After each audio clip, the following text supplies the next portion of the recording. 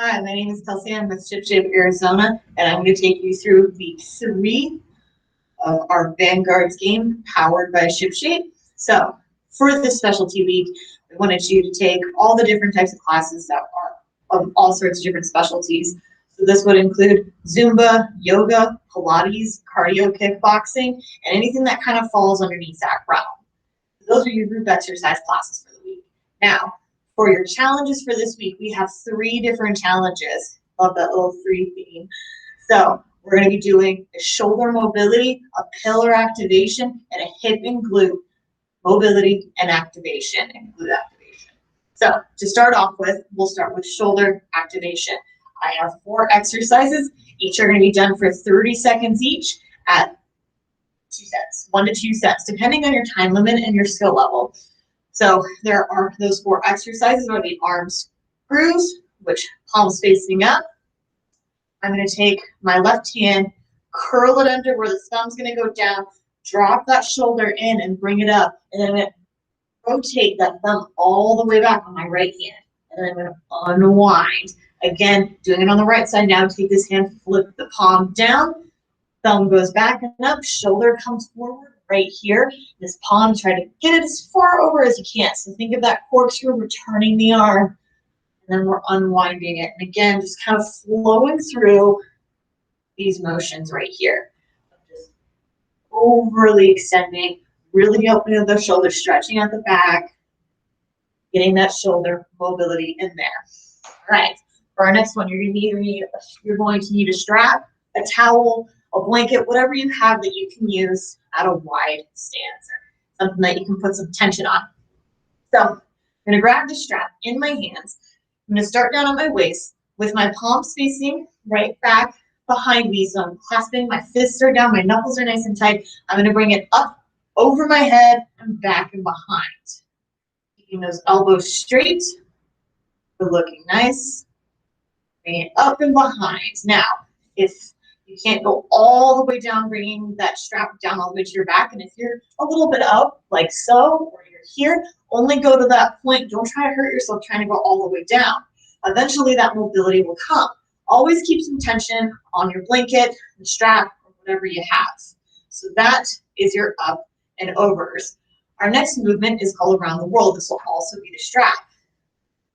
Again, taking the strap, putting some tension on it, knuckles facing down. I'm going to take my right hand, bring it up and over my head and back and down. So palms are facing out. So when I started, my palms are facing behind me. When I bring that right hand back overhead, keeping that elbow straight, my palms are facing out. Now I'm going to take the left, bring it forward so palms are facing back. Starting on my left, back and behind, with my right, up and forward.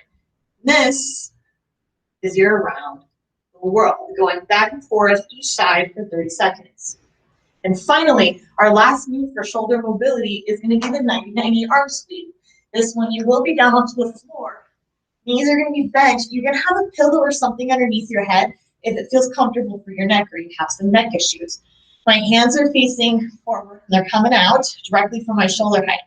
Now what I'm going to do is I'm going to take this top hand, I'm going to rotate it back behind my head, following it, and I'm going to rotate the palm so it comes facing up right out here, and then we're going to go all the way back. Now this shoulder right here isn't going to flop down to the floor. I have a little bit of gravity helping this arm and opening up this chest muscle. And all I'm going to do is rotate it back around so it meets this bottom hand. Back. Again, making sure that shoulder's not touching the ground. Keeping it nice and elevated. That following the hand, looking at it with our eyes, because this stretches out a bunch of muscles in the chest, but also gives mobility within that shoulder. And that is the 90-90 arm sweep. Again, those are your 4 exercises that you will do for your shoulder mobility. Now we're going to move on to pillar, which is our core, but it includes everything from our shoulders all the way down into our hips. This is what we would consider our pillar. So what we're going to start with is our basic pillar bridge, or as many of you know it is, a plank. So we're going to come onto our forearms. Hands are going to be facing up. We're going to Our forearms are shoulder distance apart, elbows are directly underneath our shoulders, and then we're going to take our feet, place them back behind us. We're going to come in nice and strong here. My butt's not lifting up, and nor is my back dipping down. I'm staying here nice and even. Palms are separated. We're not clasping the hands together. Now, if you have a hard time in this position, you can always come down to the knees to make it a little bit easier. This is a nice modification, but again, I'm not back and I'm not drooping my belly down. I'm staying in this nice even plane. My belly's tucked under, my back's not arched. Core is engaged even here. All right. Next from here, we're going to go into a pillar with an arm reach. So this one we're going to be in a high plank or high pillar. So wrists are directly underneath our shoulders. Again, my feet are going to be nice and back, and all I'm going to do is alternate arms, lifting up, keeping my hips nice and even. My butt's not sticking up in the air, nor am I drooping down, just alternating the arm.